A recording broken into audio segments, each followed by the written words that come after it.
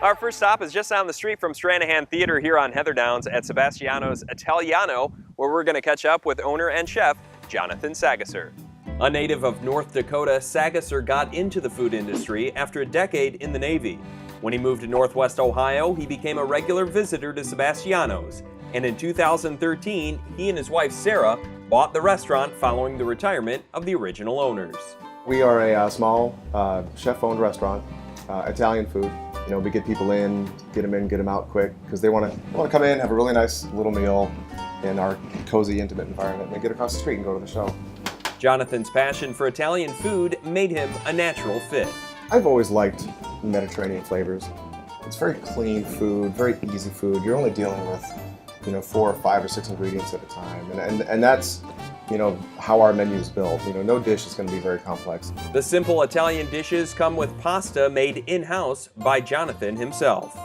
The dough mixes up quickly, but I'm kind of limited. I can only make small batches of dough at a time, so I'm pretty much making it almost every single day. I use flour, eggs, and water. It's pretty straightforward. You let it rest for a little bit, and then you're cutting it into little portions. And I have my tiny little pasta machine. We roll it out by hand, we run it through the machine and cut it, and we store it for the night. And your food, of course, is going to be on display at Zoo to Do once again this year. Tell me about the event. This will be our 3rd year doing Zoo to Do, and we absolutely love doing it. We have a great relationship with the zoo. I've got 3 kids under the age of 5, and we've got our annual membership, and we love taking them there. So it's a really great, natural relationship for us, personally and professionally. Sagaser and his crew put the fun in fundraiser at Zoo to Do.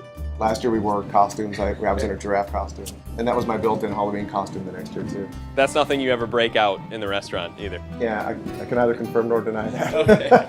Okay. You guys are very involved in the community. Why is it important for you to be involved with Zoo to Do and other events and things like that? I'm a small business. I don't have a marketing department. I'm the marketing department. So these kind of events, when you can actually talk to people in the community, that's how we advertise. That's how we sell our business. We're going to get an idea of what you're going to have for Zoo to Do, so we're going to head into the kitchen right now, if that's good with you. Absolutely.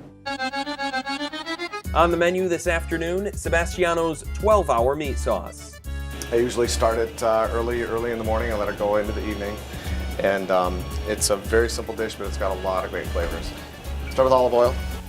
Obviously, you've been doing this a while. You just sort of eyeball it, Yeah. Okay.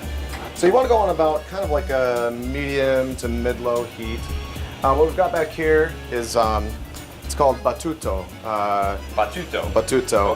Okay. Which means beaten, like to beat. It's going to be your carrots and your celery and onion. I don't have onion in here. I just do the carrots and the celery. Oh, and garlic. And garlic. I'm just going to add a little bit of garlic here too. You want to cook this for about, maybe about 5 minutes, and you want to soften it. So I turn the heat up a little bit just to kind of get that heat into the pan, but we're still going to cook it on low heat for that 5 minutes. So we're going to turn the heat down just a little bit. We're going to take some salt. I like to use kosher salt because it just feels better in your hand. You have a little more control. It may seem like I'm adding a lot of salt, and I am, but it's not going to be a salty dish. So will one batch be good enough for, say, one night? Oh, usually a batch is for like a week. A week? Okay. We're also going to add a little bit of heat to it. Fresh red pepper and black pepper. Really is just to kind of be sort of underneath the flavor. You don't want to hurt people. It's going to be enough to serve about 25, 30 people. The next thing we're going to add is some ground beef. I like to use 80-20, which means 80% beef and then 20% fat. If you go too lean, you kind of lose the flavor because fat tastes good. People, that's what is... that. That's the flavor behind it. So I use about 4 pounds of beef. I've got a little mashed potato masher. I take this. Once the meat is lightly brown and ground, we pop the cork on a bottle of wine. For the sauce, of course. Can I smell the cork? I don't know what that means or what it does, but I'll act like I'm a wine sommelier. There's no formula for it. Just kind of throw it in there. Just go in. All right. So probably about a cup, I suppose. One more round of mashing, and we're ready for a heavy dose of tomatoes. I use 2 kinds of tomatoes. I use San Marzano tomatoes, and then I use local tomatoes.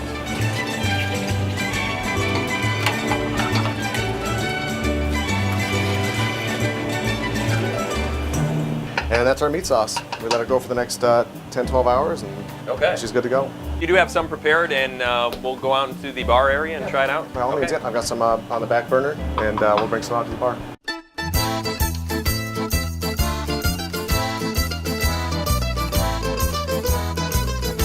All right, here's a plate of our 12-hour meat right. sauce. I can't wait.